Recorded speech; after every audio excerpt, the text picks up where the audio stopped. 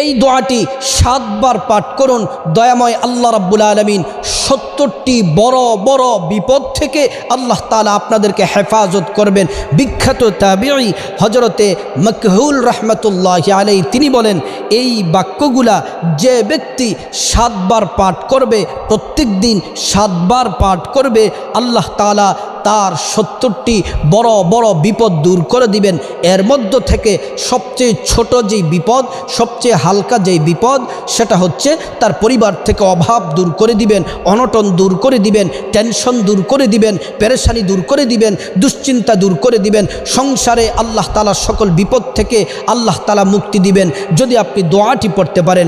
দোয়াটি হলো লা হাওলা ওয়ালা কুওয়াতা ইল্লা বিল্লাহি ওয়ালা মালজা মিনাল্লাহি ইল্লা ইলাইহি। প্রিয় দিনী ভাই ও বোন, কষ্ট করে দৈনিক এই দোয়াটি 7 বার করে